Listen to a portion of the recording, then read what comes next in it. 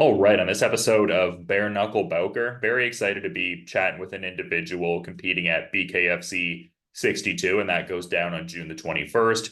We've got that vacant BKFC Light Heavyweight Championship on the line, and a very intriguing rematch here as Jared Warren ready to knuckle up and toe the line against Jomi Escoboza. And great getting to have Jared on the show today. How are you doing, man? You having a solid one so far? Yeah, man, doing well. Just getting ready, just constant, two a day training every day.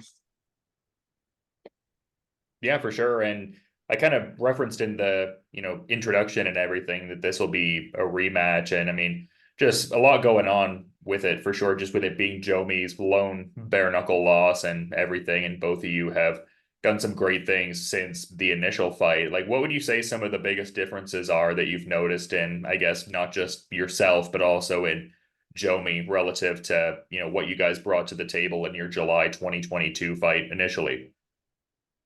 Um, Man, I watched he's had two fights since I fought him, and he won them both, but like it's not even like like a shit talking kind of thing, but I feel like he slowed down a little bit, even though he won. I felt like he was looking kind of fatigued a bit in those fights, and you know, he he had like said something about he had like a knee injury for one of them, so he wasn't able to run as much or something. But even though I do agree that he won the fights fair and square, I feel like he did slow down some. And for me, like I never stopped training and never stopped trying to improve.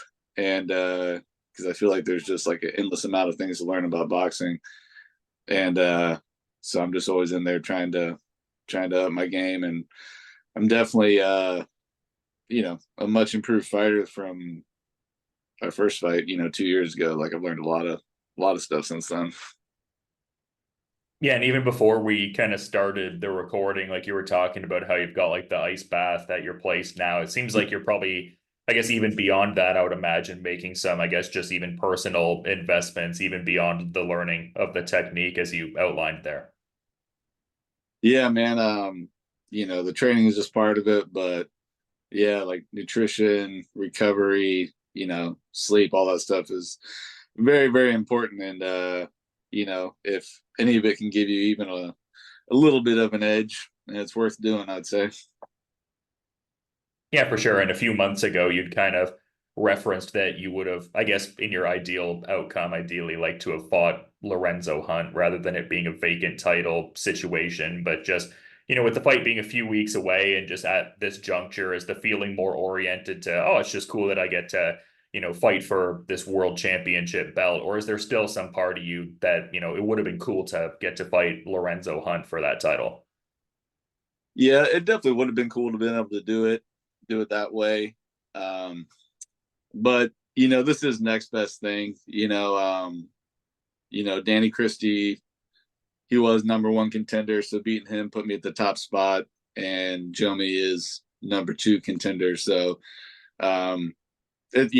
like I said, it uh, best case scenario would have been fight somebody that already has the title, but I would say this is the next best thing. So I'm not upset or anything that it is the way it is. I'm happy that I'm fighting for the world title, and I'm not, you know, that it's not a interim situation like last time. That I wasn't ever going to turn down a interim belt, but it's like it's not anybody who wants to be champ. Like that's not ever their goal, is to fight for an interim belt. So I'm glad this one's for the real deal.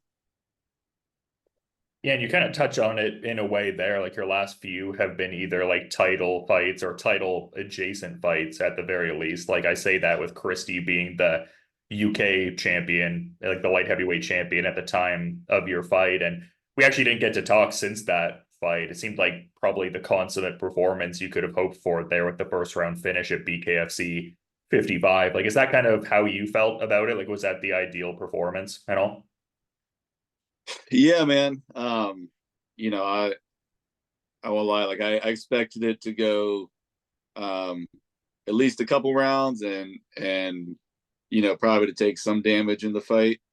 But thankfully it went, as smooth as it could. Like I didn't get punched one time. I did have a black eye afterwards from I think it was like an accidental headbutt whenever we were like scrambling at some point. But yeah, otherwise I didn't have a mark on me.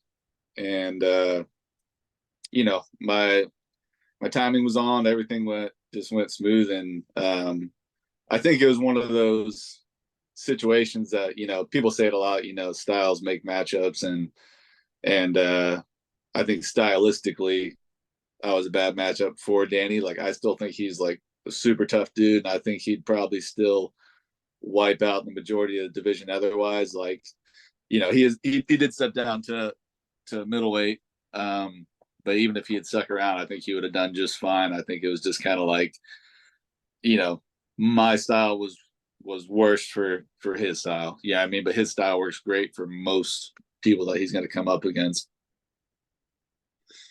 Yeah, for sure. And he's still like right in that rankings hierarchy. And it was cool to see the respect shown after the fight. Like you had the Instagram post, I believe it was, talking about how he was like this cool, respectful guy. And just, yeah, I really like seeing that kind of stuff and everything in the sport. Yeah, me too, man. He was a good dude, and at least through like social media, we've kept a little bit of light contact since then. And yeah, he was just a solid guy all the way around. Yeah, and I saw something kind of interesting after that Christie fight. It looked like Mike Perry shouted you out on the MMA Hour, just like the proficiency of that performance. And it almost seemed like he was indicating that he might want to, I guess, vie for the 185-pound title. Like, obviously, not overlooking this fight as like the immediate fight is always the most paramount. But is that something you could potentially see shaking out down the line, like thrown down with the King of Violence and everything? I hope so, man. Yeah, when I first saw that post, I was surprised, and I was happy to see it. And it like took me a few times of watching it to really grasp, because like he was so like polite about everything. I wasn't even sure. I was like, is it a call out? Like it took me a minute. Yeah. But like after a while, I'm like, okay, it is, but just in a very polite manner. Um, but yeah, dude, I would love to see that go down. Like, given everything goes as planned with this one.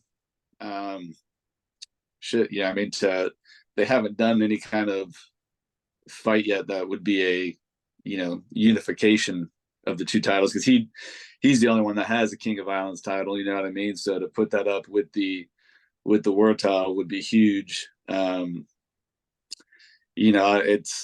It's marketing more than anything, man, because I know realistically, like, he's the biggest name in the sport, and then they just keep trying to find him other people that are already famous. And that definitely is good for numbers. Like, I understand the situation, but I do really think it would be cool to see what, I'm gonna call it a crossover, because I feel like there's two divisions of bare knuckle right now, to where it's, I call them like previously famous and homegrown. Me obviously being the latter. And to see a fight between somebody like himself and myself, who's homegrown through BKFC, with both guys having a title, would be freaking awesome. So my boy, Mundell, we're you probably know, we're on the same team, trained together and everything. Like, he's been calling Perry out for a while. It's very obvious, and I would love to see him get that fight too, if if Perry is still interested in doing 175. But I have seen in that interview and some of the other ones he's talked about, where he sounds like he's most comfortable and feels strong is at 185. So if that's the case and he's staying there, like, I would love to get that fight. But if if the possibility of him fighting Dave is on the table, like, I would never step on Dave's toes, because that'd be an awesome fight as well. But yeah, man, it'd be awesome to see that come to fruition. No, fair enough. It's cool you look at it through that sort of lens, though, because I feel like a lot of people would just kind of clamor, regardless of what combat sport, like clamor for that opportunity to fight someone that I guess is representative of like the big name that has like that, notoriety that a lot of people really know and kind of occupies that like water cooler style talk, for lack of a better way to phrase it. But just shows how much of like a team player you are. And I guess even the specific camaraderie with, Shift and everything like that, that you would I guess, want Dave to ultimately get that fight and not step on his toes there.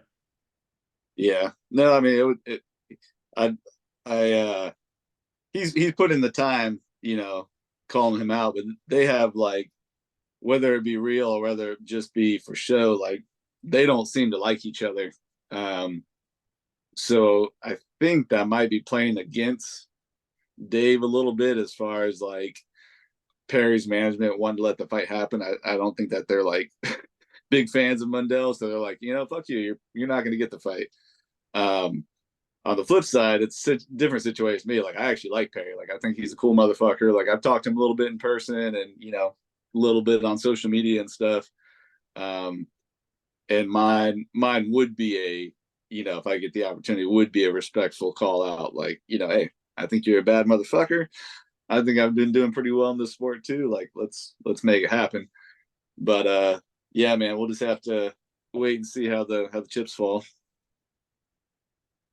Yeah, no, I hear you, man. I think it's a reasonable way to kind of approach the situation and everything like that. But yeah, it's kind of an interesting landscape at light heavyweight. I'm kind of just going through the, I guess, rankings hierarchy right now. And I guess I'm wondering who might even represent like a clear next opponent. Like again, not in the context of like overlooking things, but I think it's the classic like look towards the future, see where things might go sort of thing. Like just based on where the rankings are at, it would seem like Josh Dyer could potentially be that next guy who you obviously have a bit of a history with, like a couple fights in BKFC previously. Is that something that you would entertain down the line? I mean, ultimately, as the champion, you're going to face whoever they put in front of you, but it would seem like that's in alignment with the present rankings and everything. Yeah, I definitely entertain it, and down the line is key. And the reason I say that is because um, he would need to earn it. If you look at his record, he hasn't won a fight in almost 3 years, and that's because his last couple fights, which were like bigger, bigger paying, bigger name fights, with me being included, is they both ended on DQ by something that he did because he was hurt both times. When he fought Joe Riggs dropped him. He got up, he headbutted Joe Riggs, split him open, and it was a DQ. It was the end of the fight. Same thing. I fought him. I heard him in the second round a couple times, and he blasted me in the back of the head after the bell. Yeah, I mean, he both times he was looking for a way out, and it sucks for everybody. The fighters involved, the organization doesn't like it. They don't want to have to, pay to bring a kid back who keeps getting, no contest and stuff. So that being said, if he actually went out, won a few fights fair and square, then yeah, I could see him being, a possible contender. But as it sits right now, like he doesn't deserve the shit. Like I've been grinding, fighting the best guys consistently for years to get to this point, and you know, he's been sitting on his ass being stupid. But you have been succeeding tremendously individually. And I guess even taking it back to talking about shift, I mean, I feel like this could be said at so many different junctures, but it seems like the team has such great collective momentum and it's really benefiting you all as individuals. Like just so many, machinations to it, like even beyond just like that great core group of BKFC fighters like Dave Mundell, as you mentioned, Crystal Pittman for sure, but just the leadership of Jihad and everything like that. It just seems like it's like such a well-oiled machine right now. Like it seems like the premier team, or at least one of the premier teams in bare knuckle today. It honestly, like I think, not just off like me having self team pride. I think if it was brought down in any kind of like statistical manner, I think it would prove that we are the best bare knuckle team in the world right now, because like I said, so Dave has the belt. I'm number one contender about to fight for the belt. Brandon Allen is number one contender at 145. He'll be up next to the belt, whoever wins between Kai and Duran. Um, you know, Crystal's division is small, but she actually is top ranked in her division for that. Um, and then we got Jessica Borger, who started with us last year, and she's coming along great. Jafar Fort, he just had his first loss, but otherwise, he went 3-0 before having that, so he's in the rankings and stuff. So we really do have the best guys, and also to not to mention Martin Brown. He broke away from BKFC, but he fought Palomino. That was his only real loss was to Palomino for the title. So he was a title contender too. So I don't think there's any other gyms out there that can claim anything close to that. There's probably like I was like managing organizations who'd be like, oh, we have multiple fighters that have done this and this, but those are gyms spread out all over the country, if not separate countries. Ours is one little hole in the wall gym with the same coaches and the same crew all grinding together. So to me, it's pretty significant the amount of talent we have under one roof. Yeah, that's so well put. I feel like sometimes that is the thing where the fighters are almost put under this broader umbrella of like being affiliated with a certain management group. And I mean, that is something in its own way, I guess, like speaks to, I guess, just like the stable that management group has. But you guys are like a consistent, like getting in that day-to-day work sort of collective and everything like that. Yeah.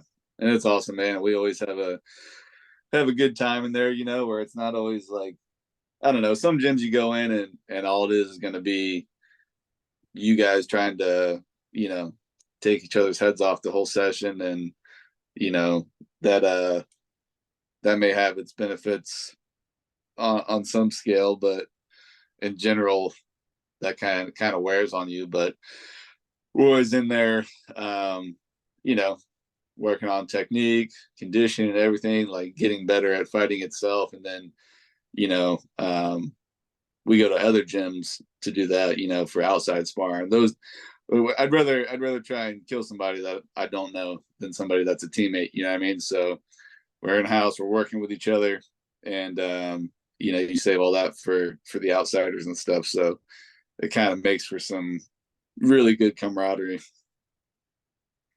Yeah, for sure, man. And I kind of referenced the last fight you had there, and you had the post where you were talking about going into enemy territory, just being that Christie was from the UK. But cool to also see you kind of offer your commentary thoughts on one of the more recent UK cards there and everything like that. I just saw you on the call with Sean Wheelock at BKFC 60. Like, what was that whole experience like? I mean, I guess I'm just curious about the isolated experience and maybe if it's something you'd like to do more of down the line if more color commentary opportunities presented themselves to you.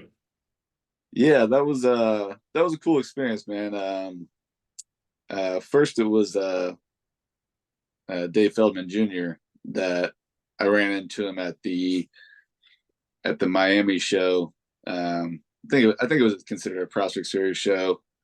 A couple months ago, and he's like, "Hey, man," he's like, "Would you be interested in doing, fight commentary with, Wheelock coming up?"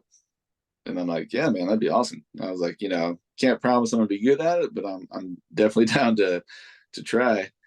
And yeah, and then not long after that, they followed up and they said, "All right, it's going to be for the UK card." And basically, like uh, Chris Lytle wearing a lot of hats. He runs these tryouts. You know what I mean? And it was one of the situations where, well, one of the tryouts was on the same day as the UK card, is why he couldn't do both. So yeah, I got to go, and Wheelock is like very much like easy to work with, cool guy to be around. Gave me like his crash course tutelage on the situation, and it wasn't like we had time to like practice, like to the time to where I showed up to the studio to where the fight started was like 45 minutes. So it was just like a quick little rundown of things. And like I said, I felt comfortable. Like I said, I'm not great at it by any means. It was first time doing it, but I did feel comfortable with it enough to where things seemed like they flowed smooth for the most part. And yeah, man, if I got the the opportunity to, I'd love to do it again. Or if they need somebody down the line, like I'd be happy to fill in and get to do some of that stuff. It's cool, just being around the fight game in general is always a good time. So getting to try little avenues like that along the way is pretty fun to me. Yeah, no, it was cool to watch. I didn't even necessarily know you were going to be on the call that night, but it was cool to see you do your thing in that regard. And yeah, Sean Wheelock, just so much combat sports experience. So yeah, hopefully more gigs to come in that regard. But I guess just one of the last things I wanted to touch on while I still have you, Jared, because like in a lot of your interviews and whatnot, when you're asked about different prospective fights and how they could play out, you talk about how you'd probably bet money on it not going the distance necessarily. And I mean, the empirical evidence really speaks to that. But in saying that, I mean, Jomi Escoboza, the lone individual among your BKFC wins who did, in fact, go the distance. Is there any kind of like defined express goal to, I guess, finish him here and really put that exclamation point on it just with that context in there? Or are you not even really thinking of that as much and just kind of get in the flow state and use that fight IQ and not overly extend and put yourself in a disadvantaged position, I suppose? Um, I'll never go in and rush things, but it is 100% the plan to finish him. Uh, Not just because he was the only guy that I've beaten that I didn't knock out, but it's because it's in Miami, and anybody knows you go to Miami, you fight a hometown boy, you can beat him every single round. If you don't knock him out, he's going to get the decision. That is just the way of the world. Like that, I hate to say it. Every hometown gets a little bit of favoritism, I think, but Miami is extreme. You go back and watch some of those cards, man. Like you could not know anything about fighting. You could not know any of the fighters, and you could be like, okay, these 10 are hometown. Put blind bets on them, and you're gonna walk away with some money. It's just the reality of it, man. A lot of them, get their records padded. You'll get a 3-0 guy that's fighting a guy that's 0-3, and it's not uncommon. So, yeah, dude, I know what I'm going up against. And even though like this is a 4-hour drive as opposed to a 8+ hour flight to the UK, I'm just very much in enemy territory, just like I was going to a different continent. But yeah, I'm able to make some adjustments based off the first fight.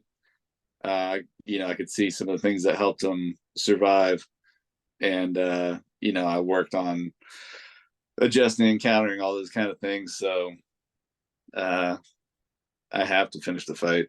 That's just the way it has to be, man. It's a hugely exciting rematch. Definitely one I'm really looking forward to checking out. And just a stacked card overall, multiple title fights on the go and everything like that. But like I was kind of saying before, Jared, I want to echo the sentiment of trying to be mindful of your time and your busy schedule ahead of fighting for a championship. So in saying that, do you maybe have like a final parting thought you wanted to add as we're kind of wrapping things up here, man? Um, no, man, nothing special. I just I appreciate you having me, and it's gonna be a fine night. I hope everybody tunes in and enjoys as much as all the people competing. Yeah, it's going to be an awesome event. BKFC 62 going down on June the 21st. Definitely a card I'll be situated for and checking out. And yeah, really excited to see this Jomi Escoboza rematch and appreciate all of the broader insights you gave me, even beyond the fight, man. Looking forward to seeing all that when it goes down. But until then, you have a good rest of your day, Jared. And yeah, thanks so much for coming on the show. My pleasure, man. You have a good day yourself.